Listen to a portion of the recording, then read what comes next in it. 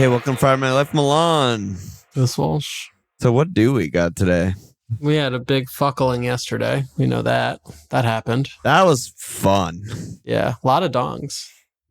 So many goals, and just fun. And I don't really know if anything mattered that much. It just felt like every team that was expected to go through is still through, but it was still fun. It was just crazy. Yeah. Yeah, it was really kind fun. of like back when I used to make brackets and shit. It was kind of like opening round of March Madness vibe. Yeah. Just like, last minute winner over there. Oh, Yeah. this team upset over there. Like, oh my God, holy shit. Yeah. Yeah. That was very much the same feeling. I'm with you. It was fun. Yeah, it was fun. Yeah. So, closet update. We got this right in from Jonathan. He said, I had one of those sharper image tie carousels back in the late 80s when I wore suits every day for work and I was a tie whore. They're so fucking slow. Tie whore. They were so fucking slow. I just reach in, grab the tie I wanted. Gift from my girlfriend, aka my first wife. Totally useless. Jonathan's 64 years old. No big deals. That's why they got divorced, probably. Yeah. Terrible gift. Yeah, I mean, I think really what it is it condenses the ability to like hang them is the most utilitarian piece of it. But they're annoying to hang anyway. Well, yeah, dude, this fucking guy there's two huge closets in this house on each floor. And in the closets on the door, there are like little pegs for ties also. Like, there's a lot of tie support in this house. Dilbert used to live here. He wore a tie every day of his fucking life. I mean, he was like apparently like some doctorate, like genius guy that was like a professor, engineer. I don't know what his situation was, but maybe the situation was maybe he was Einsteining it and he just had like 50 identical outfits.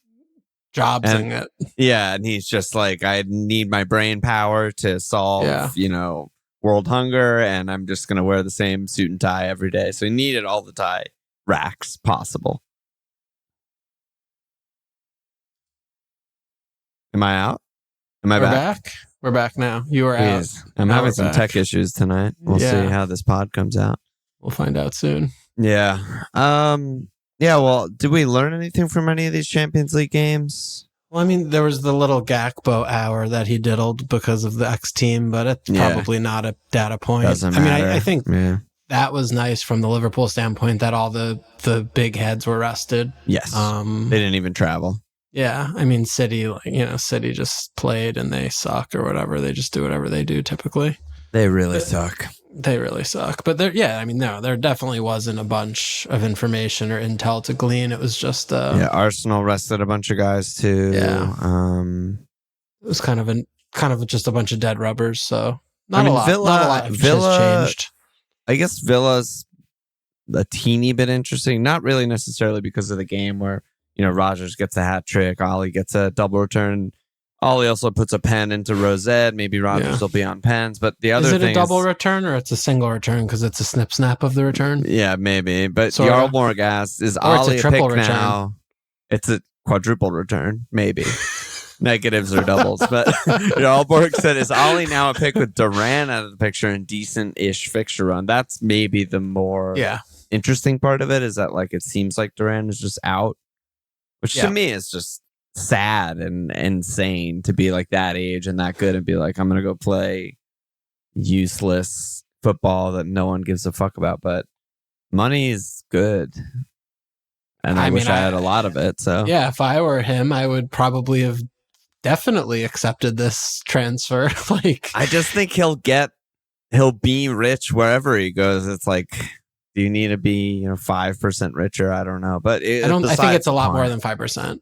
But maybe you're also he doesn't get the transfer fee, No, but his wages are going to be insane compared to what he's on right now. I don't think it's going to be really close. It's probably. I mean, it's like in baseball. Like you're like buying out your arb years, and then you're going to go to free agency. So it's I'd rather do that than get paid nothing. I mean, maybe his agent's thinking like, if you keep playing really well and just explode there, you'll be back in Europe in 4 years. I mean, it doesn't even matter if he explodes or not. He'll be back in 4 years if he wants to. He just keeps going on the trajectory. I mean, maybe not. I mean, there are guys we will not see again who used to be prospects also. Yeah, that's fair. That's fair.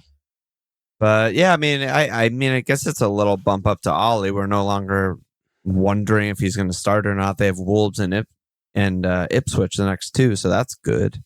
But like, is it a transfer in? No, I think it's you're more acceptable to hold him if you own him already, at least for the next two, and reassess. For the next two. But I still don't think he's a buy. I mean, he hasn't really been a buy for 3 months. And I don't think it's just the Duran presence that was preventing that from happening. Like, he's been starting for the last month.